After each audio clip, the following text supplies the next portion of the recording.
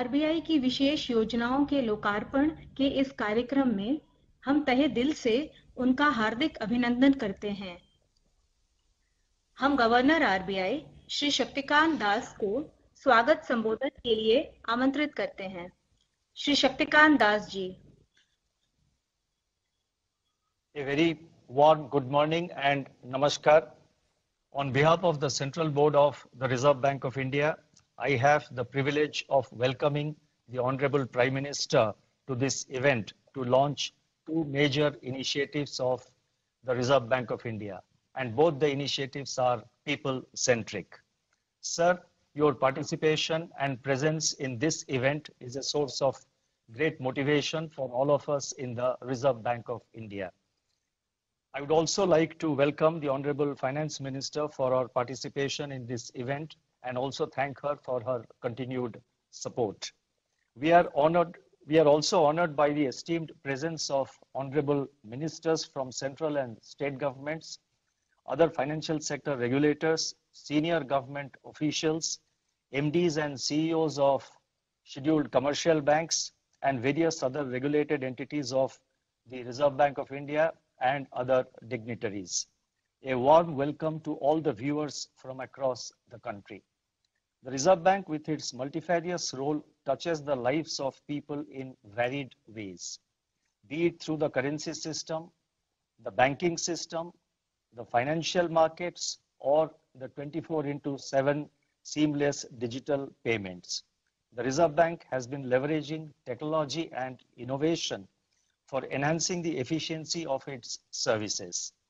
The recent announcement of a global hackathon contest, namely the Harbinger 2021 Innovation for Transformation, with the theme Smarter Digital Payments on 9th November, is another such initiative by the Reserve Bank to promote innovation. The Reserve Bank's developmental role is focused on further deepening of financial inclusion and undertaking people-centric initiatives. The two schemes being launched today by the Honorable Prime Minister are steps in this direction. The first scheme, namely the Retail Direct Scheme, seeks to widen the investor base for government securities by creating an ecosystem whereby retail investors can easily participate in the government securities market, which is so far dominated by institutional investors. By doing so, India is setting an example in democratization of the government securities market. The other scheme being launched today by the Honorable Prime Minister, that is the Integrated Ombudsman Scheme, focuses on strengthening the grievance redress mechanism for consumers of various services provided by the Reserve Bank regulated entities like banks, NBFCs, and payment system operators. The existing ombudsman schemes are being integrated into a single scheme, which will offer the benefit of a single platform to customers for getting speedy resolution of their grievances. This integrated scheme will reinforce confidence and trust in the financial system of our country. The launching of these two citizen-centric initiatives today will provide further impetus to our journey towards more inclusive and responsive financial system. I once again extend a warm welcome to all the dignitaries, participants, and viewers. Thank you. Namaskar. धन्यवाद governor महोदय, हमारे गणमान्य अतिथियों का स्वागत करने के लिए और आरबीआई की दोनों नई योजनाओं के बारे में अवगत कराने के लिए। अब हम माननीय वित्त मंत्री श्रीमती निर्मला सीतारमण से अनुरोध करते हैं कि वह इस विशेष उपलक्ष्य पर आप सभी को संबोधित करें। माननीय वित्त मंत्री महोदया। Honorable Prime Minister, Governor of Reserve Bank, members of the Central Board of the RBI, ministers of Government of India and also the states, industry leaders and other participants.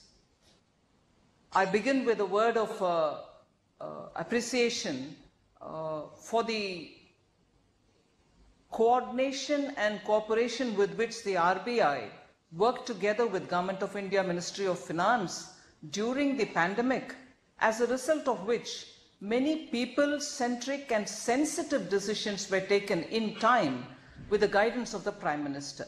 And as a result, today we see the economy reviving with great gusto, if I may use the word, and as a result of which the confidence in the Indian economy is very appreciated and is growing, not just in India, but across the globe. Now, this kind of a inclusive financial thinking and also acting to appreciate the larger agenda of the government for inclusive financial driven growth. So in this context, if during the pandemic, the Reserve Bank of India and the Ministry of Finance have worked in this kind of a spirit of cooperation, today I see the Reserve Bank of India coming up with two important initiatives, which is just going to underline and also take further this financial inclusion principle. The retail direct that the Reserve Bank is having launched today through the honorable presence of the Prime Minister is something which is going to help two or three things importantly. One, engage with the retailers for retail participation, deepen the bond market, and allow for a fair market determined rates for all the across the yield curve. And therefore it's an important measure. The retail participation has been hesitant all these years because of the cost involved and because of the traditional intermediary system which has prevailed. Now this will probably bring in a direct cost-free, convenience-driven, and also build confidence in the retail participation in the government securities. And therefore it's a major step. I welcome the RBI for having taken this initiative. The second step and the second initiative which the Honorable Prime Minister will be launching is the Banking Ombudsman Scheme. Although it was launched in 1990 and subsequently the RBI came up with include schemes for bringing in the non-banking financial companies and also the payment systems. Later they came up with guidelines for also customer service. This particular step of bringing them together to become an integrated ombudsman service is going to make it easier for the retail participants in banking system and also in the bonds for any complaints that they may have. I appreciate the RBI for having taken these two major initiatives, and I'm grateful to the Honorable Prime Minister for agreeing to launch these two today. Thank you very much.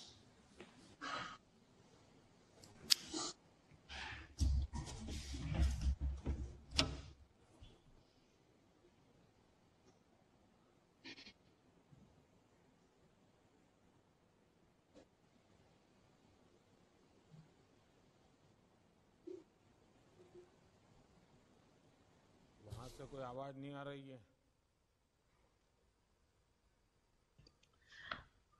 बहुत बहुत धन्यवाद महोदया। अंततः वो घड़ी आ गई है जिसका हम सबको बेसब्री से इंतजार है। माननीय प्रधानमंत्री श्री नरेंद्र मोदी जी से आग्रह करते हैं कि वह बटन प्रेस करके अपने कर कमलों से दोनों योजनाओं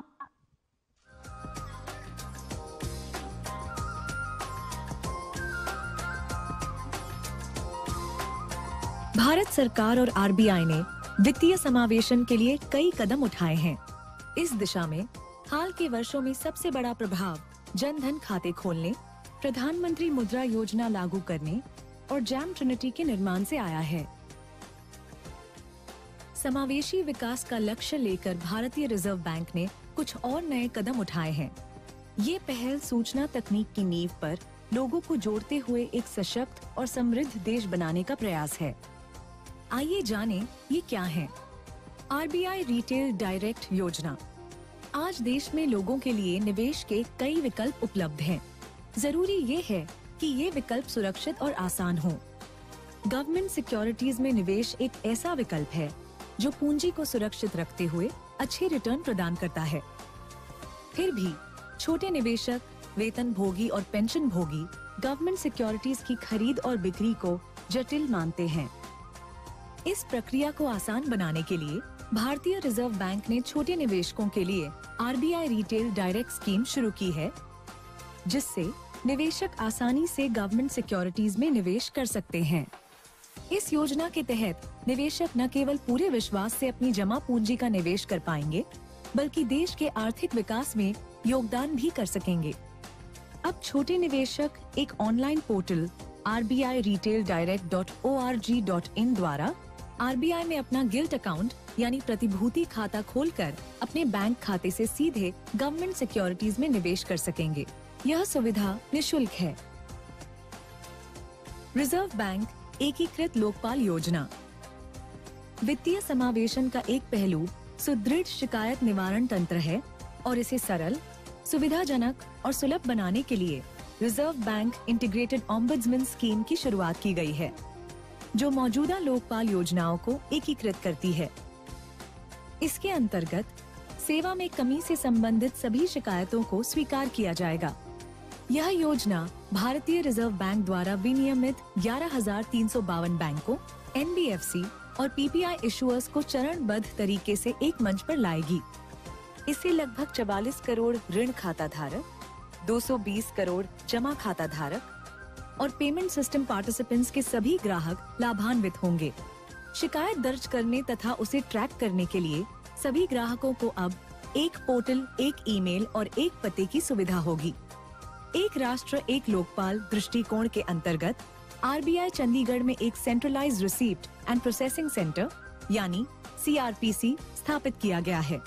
ग्राहक अपनी शिकायत आरबीआई के online portal complaint management system यानी cms.rbi.org.in पर तो कर ही सकते हैं।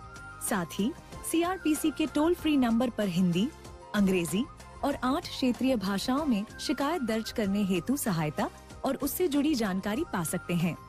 ये हैं आरबीआई के कुछ नए पहल, जन जन को वित्तीय सेवाओं से जोड़ने के लिए, जन जन को खुशहाली की ओर मोड़ने के लिए। आज ये पहल माननीय प्रधानमंत्री द्वारा राष्ट्र को समर्पित किए जा रहे हैं।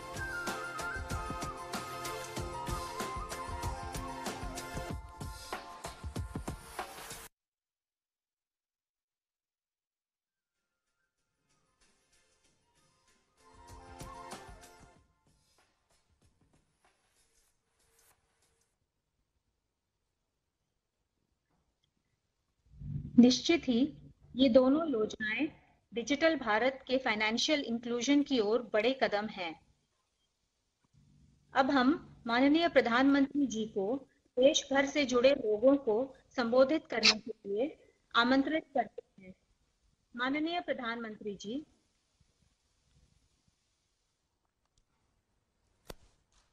नमस्कार जी।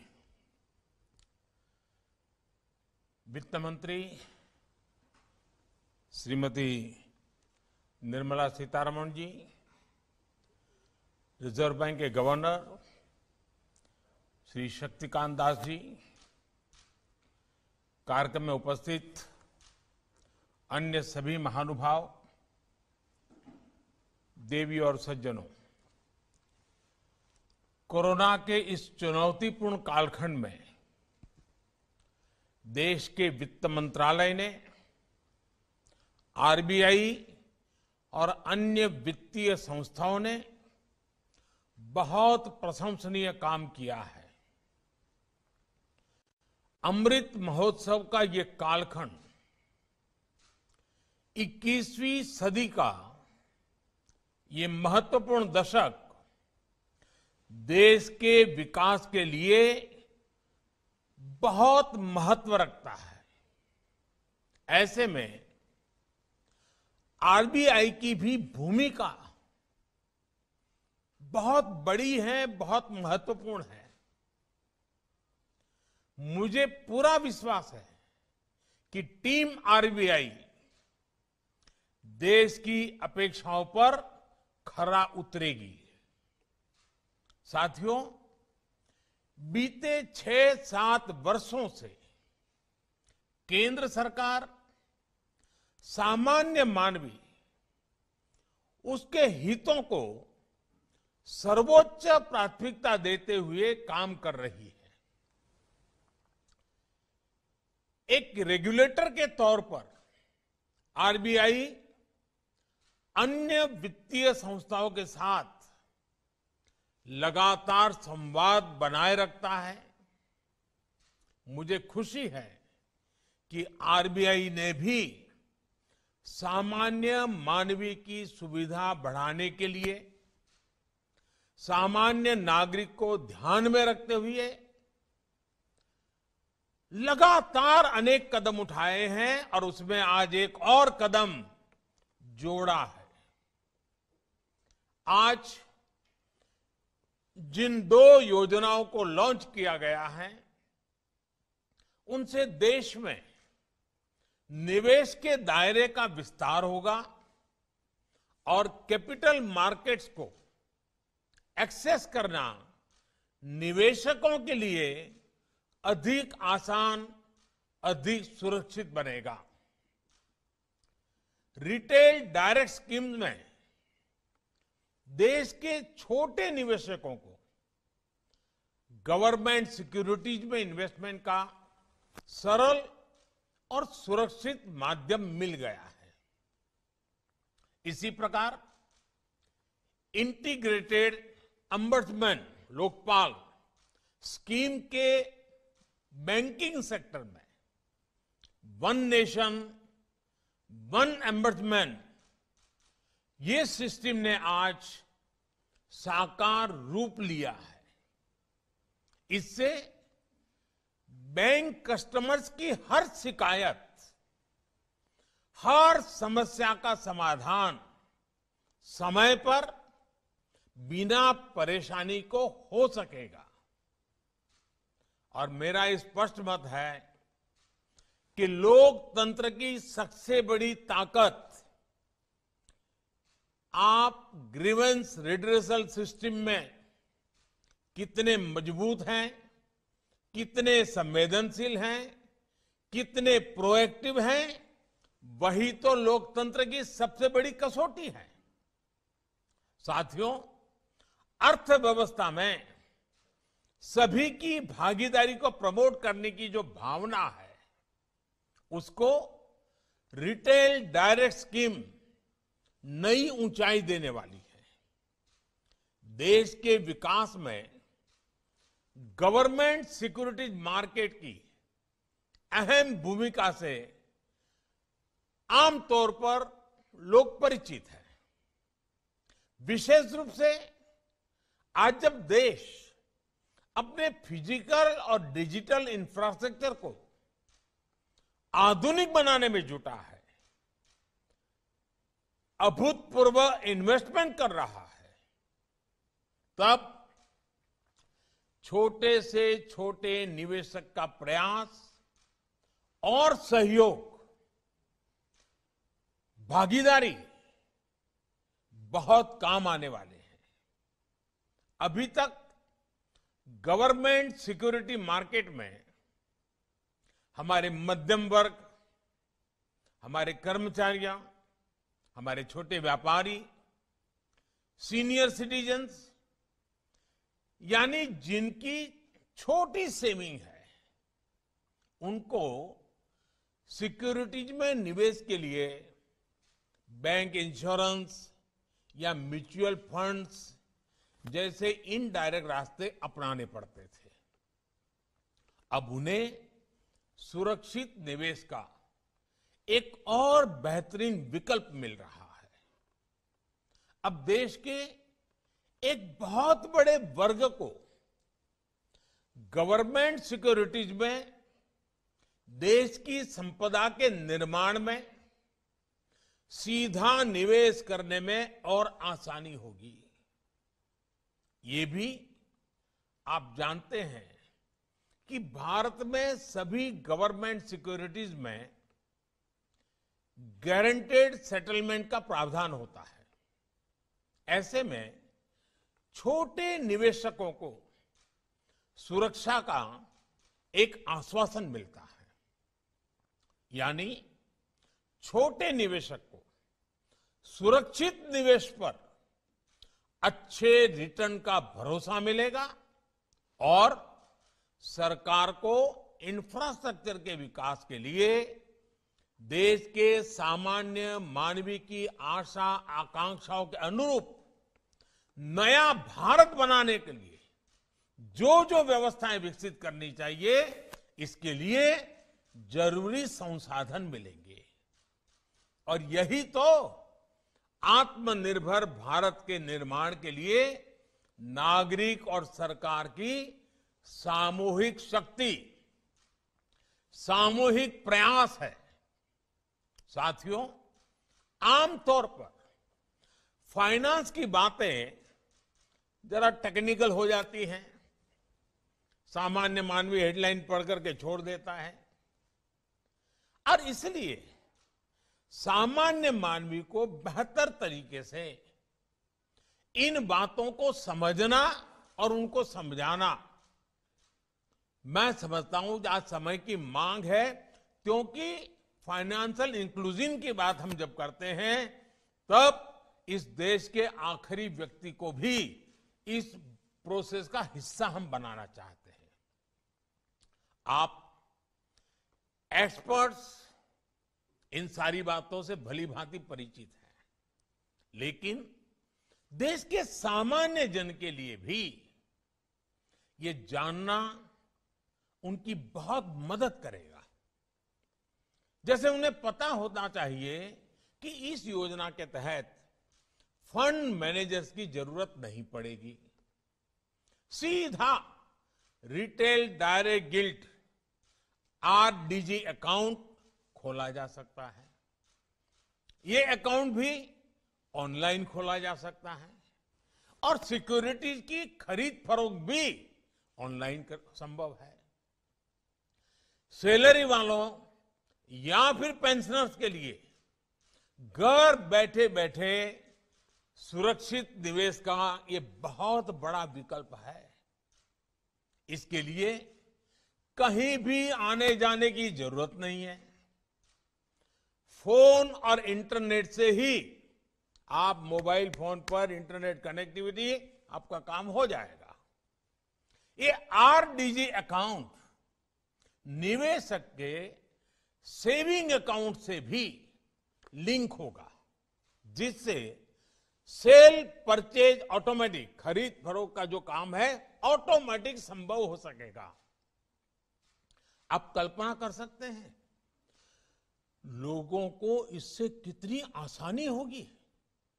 साथियों, फाइनेंशियल इंक्लूजन और ईज ऑफ एक्सेस जितने जरूरी हैं, ईज ऑफ इन्वेस्टमेंट और बैंकिंग सिस्टम पर सामान्य जन का भरोसा भी, सामान्य जन के लिए सुविधा भी, सामान्य जन के लिए सरलता भी उतना ही आवश्यक है।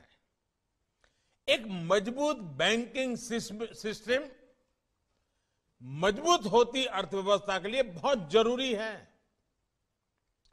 2014 के पहले कुछ सालों में देश के बैंकिंग सिस्टम को जिस प्रकार से नुकसान पहुंचाया गया था, आज हर किसी को पता है कि कैसी स्थितियां पैदा हो गई थी, क्या कुछ नहीं हुआ था। बीते 7 सालों में एनपीएस को पारदर्शिता के साथ रिकॉग्नाइज किया गया, रिजोल्यूशन और रिकवरी पर ध्यान दिया गया, पब्लिक सेक्टर के बैंकों को रिकैपिटलाइज किया गया, फाइनेंशियल सिस्टम और पब्लिक सेक्टर बैंकों में एक के बाद एक रिफॉर्म्स किए गए।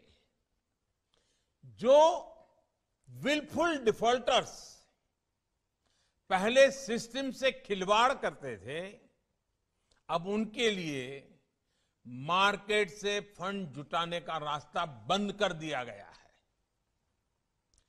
पब्लिक सेक्टर बैंकों से जुड़ी गवर्नेंस में सुधार हो, डिसीजन मेकिंग, ट्रांसफर पोस्टिंग से जुड़ी आजादी हो, छोटे बैंकों को मर्ज कर बड़े बैंकों का निर्माण हो या फिर national asset reconstruction company limited की स्थापना हो, इन सभी कदमों में आज बैंकिंग सेक्टर में नया विश्वास, नई ऊर्जा लौट रही है। साथियों, बैंकिंग सेक्टर को और मजबूत करने के लिए कोऑपरेटिव बैंकों को भी आरबीआई के दायरे में लाया गया। इससे इन बैंकों की गवर्नेंस में भी सुधार आ रहा है और जो लाखों डिपॉजिटर्स हैं उनके भीतर भी इस सिस्टम के प्रति विश्वास मजबूत हो रहा है। बीते कुछ समय में डिपॉजिटर्स के हितों को देखते हुए ही अनेक फैसले लिए गए हैं। वन नेशन वन अम्बर्समेंट सिस्टम, इससे डिपॉजिटर्स को और इन्वेस्टर फर्स्ट के कमिटमेंट को बल मिला है। आज जो योजना लॉन्च हुई है, इससे बैंक, एनबीएफसीज और प्रीपेड इंस्ट्रूमेंट में 44 करोड़ लोन अकाउंट और 220 करोड़ डिपॉजिट अकाउंट, इसके जो धारक हैं उन धारकों को सीधी राहत मिलेगी। अब आरबीआई के द्वारा रेगुलेटेड सभी संस्थाओं के लिए खाता धारकों की शिकायतों को दर्ज करने, ट्रैक करने और मॉनिटर करने का एक ही प्लेटफॉर्म होगा। यानी शिकायत निवारण के लिए खाता धारक को अब एक और आसान विकल्प मिला है। जैसे कि अगर किसी का बैंक अकाउंट लखनऊ में हो और वो दिल्ली में काम कर रहा हो, तो पहले होता ये था कि उसको लखनऊ के एम्बर्समेंट को ही शिकायत करनी पड़ती थी, लेकिन अब उसे भारत में कहीं से भी अपनी शिकायत दर्ज करने की सुविधा मिल गई है। मुझे यह भी बताया गया है कि ऑनलाइन फ्रॉड, साइबर फ्रॉड से जुड़े मामलों को एड्रेस करने के लिए आरबीआई ने इस योजना में आर्टिफिशियल इंटेलिजेंस के व्यापक उपयोग का प्रावधान किया है। इससे बैंक और जांच करने वाली एजेंसियों के बीच कम से कम समय में बेहतर तालमेल सुनिश्चित हो सकेगा। जितनी जल्दी एक्शन होगा, फ्रॉड से निकाली गई रकम की रिकवरी की संभावनाएं उतनी ही अधिक होगी। ऐसे कदमों से डिजिटल पेनिट्रेशन और कस्टमर इंक्लूसिवनेस का दायरा भी बड़े विश्वास के साथ बढ़ेगा, कस्टमर का भरोसा और बढ़ेगा। साथियों, बीते सालों में देश के बैंकिंग सेक्टर में, फाइनेंशियल सेक्टर में इंक्लूजन से लेकर टेक्नोलॉजिकल इंटीग्रेशन और दूसरे रिफॉर्म्स किए हैं। उनकी ताकत हमने कोविड के इस मुश्किल समय में देखी है और उसके कारण सामान्य मानवीय की सेवा करने का एक संतोष भी पैदा होता है। सरकार जो बड़े बड़े फैसले ले रही थी, उसका प्रभाव बढ़ाने में आरबीआई के फैसलों ने भी बहुत बड़ी मदद की है और मैं आरबीआई गवर्नर और उनकी पूरी टीम को सार्वजनिक रूप से इस संकट काल में जिस प्रकार से उन्होंने चीजों को हिम्मतपूर्वक निर्णय किए हैं, इसके लिए बहुत बहुत बधाई देता हूं, पूरी टीम का अभिनंदन करता हूं। सरकार द्वारा जिस क्रेडिट गारंटी स्कीम की घोषणा की गई थी, उसके तहत लगभग 2,90,000 करोड़ रुपए से अधिक का लोन स्वीकृत किया जा चुका है। इसकी मदद से 1.25 करोड़ से अधिक लाभार्थियों ने अपना उद्यम और मजबूत किया है। इसमें से अधिकतर एमएसएमईज हैं, हमारे मध्यम वर्ग के छोटे उद्यमी हैं।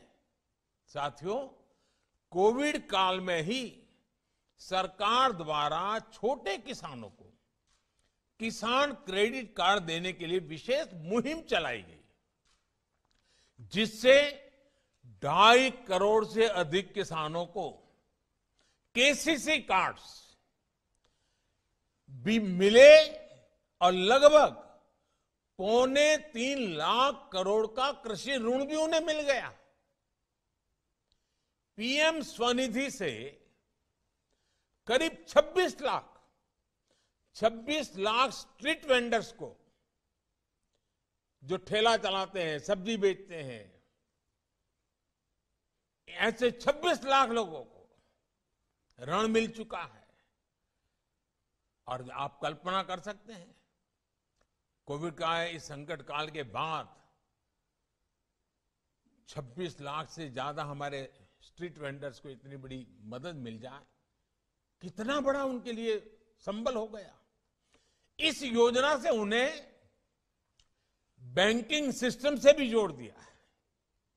ऐसे अनेक इंटरवेंशन ने गांव और शहरों में आर्थिक गतिविधियों को फिर से शुरू करने में बहुत महत्वपूर्ण भूमिका निभाई है। साथियों, 6-7 पहले तक भारत में बैंकिंग, पेंशन, इंश्योरेंस, ये सब कुछ एक एक्सक्लूसिव क्लब जैसा हुआ करता था। देश का सामान्य नागरिक, गरीब परिवार, किसान, छोटे व्यापारी, कारोबारी, महिलाएं, दलित, वंचित, पिछड़े, इन सबके लिए ये सब सुविधाएं बहुत दूर थी। जिन लोगों पर इन सुविधाओं को गरीब तक पहुंचाने की जिम्मेदारी थी, उन्होंने भी इस पर कभी ध्यान नहीं दिया। बल्कि बदलाव ना हो, कोई परिवर्तन ना आए, गरीब तक जाने के रास्तों को बंद करने के लिए जो कुछ भी तर्क दे सकते हैं, भांति भांति के बहाने, यही एक परंपरा हो गई थी। और क्या कुछ कहा नहीं जाता था, खुलेआम बेशर्मी के साथ कहा जाता था, अरे बैंक की ब्रांच नहीं है, स्टाफ नहीं है, इंटरनेट नहीं है, लोगों में जागरूकता नहीं है, न जाने कैसे कैसे तर्क दिए जाते थे। अनप्रोडक्टिव सेविंग्स और इनफॉर्मल लैंडिंग, इससे सामान्य नागरिक की स्थिति भी खराब हो रही थी और देश के विकास में उसकी भागीदारी भी न के बराबर थी। पेंशन और बीमा का तो यही माना जाता था कि ये सब समृद्ध परिवारों के भाग्य में ही है। लेकिन आज स्थिति बदल रही है। आज फाइनेंशियल इंक्लूजन ही नहीं, बैंकिंग और फाइनेंशियल सेक्टर में ईज ऑफ एक्सेस भारत की पहचान बन रही है। आज अलग अलग पेंशन योजनाओं के तहत समाज का हर व्यक्ति 60 वर्ष की आयु के बाद 60 वर्ष की आयु के बाद मिलने वाली पेंशन की सुविधा से जुड़ सकता है। पीएम जीवन ज्योति बीमा योजना और पीएम सुरक्षा बीमा योजना के तहत लगभग 38 करोड़ देशवासी, 38 करोड़ कंट्रीमैन 2-2 लाख रुपए की बीमा सुरक्षा से जुड़े हुए हैं। देश के करीब करीब हर गांव में 5 किलोमीटर के दायरे में बैंक ब्रांच या बैंकिंग कॉरेस्पॉन्डेंस की सुविधा पहुंच रही है। पूरे देश में आज लगभग 8.5 लाख बैंकिंग टच पॉइंट्स जो देश के हर नागरिक की बैंकिंग सिस्टम तक पहुंच बढ़ा रहे हैं। जन धन योजना के तहत 42 करोड़ से अधिक जीरो बैलेंस बैंक अकाउंट्स खोले गए, जिसमें आज गरीब के हजारों करोड़ रुपए जमा है। मुद्रा योजना से महिलाओं, दलित, पिछड़े, आदिवासियों में व्यापारियों, कारोबारियों की एक नई पीढ़ी सामने आई है। और स्वनिधि योजना से रेहड़ी, ठेला, फेरी चलाने वाले भी इंस्टीट्यूशनल लैंडिंग से जुड़ पाए हैं। साथियों, लास्ट माइल फाइनेंशियल इंस्टीट्यूशन से जब डिजिटल एम्पावरमेंट जुड़ गया तो उसने देश के लोगों को एक नई ताकत दी है। 31 करोड़ से अधिक रुपए कार्ड, करीब 50 लाख पॉस एमपॉस मशीन्स ने आज देश के कोने कोने में डिजिटल ट्रांजैक्शन को संभव बनाया है। यूपीआई ने तो बहुत ही कम समय में डिजिटल ट्रांजैक्शन के मामले में भारत को दुनिया का अग्रणी देश बना दिया है। सिर्फ 7 सालों में भारत ने डिजिटल ट्रांजैक्शन के मामले में 19 गुना की छलांग लगाई है, 19 टाइम। आज 24 घंटे, 7 दिवस और 12 महीने देश में कभी भी कहीं भी हमारा बैंकिंग सिस्टम चालू रहता है। इसका लाभ भी हमने कोरोना के इस काल में देखा है। साथियों, आरबीआई का एक संवेदनशील रेगुलेटर होना और बदलती हुई परिस्थितियों के लिए खुद को तैयार रखना देश की एक बहुत बड़ी ताकत है। आजकल आप देख रहे हैं कि फिनटेक जैसे क्षेत्र में हमारे भारतीय स्टार्टअप्स कैसे ग्लोबल चैंपियन बन रहे हैं। इस क्षेत्र में टेक्नोलॉजी तेजी से बदल रही है। हमारे देश के युवाओं ने भारत को इनोवेशंस का ग्लोबल पावर हाउस बना दिया है। ऐसे में ये जरूरी है कि हमारे रेगुलेटिंग सिस्टम्स इन बदलावों के प्रति जागरूक रहें और फाइनेंशियल सिस्टम्स को विश्व स्तरीय बनाएं और उसको बनाए रखने के लिए सूटेबल इकोसिस्टम का निर्माण करें, उसे सशक्त करें। साथियों, हमें देश के नागरिकों की आवश्यकताओं को केंद्र में रखना ही होगा। निवेशकों के भरोसे को निरंतर मजबूत करते रहना होगा। मुझे पूरा विश्वास है कि एक संवेदनशील और इन्वेस्टमेंट फ्रेंडली डेस्टिनेशन के रूप में भारत की नई पहचान को आरबीआई निरंतर सशक्त करता रहा है और मुझे विश्वास है सशक्त करता रहेगा। एक बार फिर इन बड़े रिफॉर्म्स के लिए मैं आप सबको, सभी स्टेक होल्डर्स को, इनिशिएटिव लाने वाले सबको, टेक्नोलॉजी की एक छलांग लगाने के लिए आप सबको बहुत बहुत शुभकामनाएं देता हूं। बहुत बहुत धन्यवाद।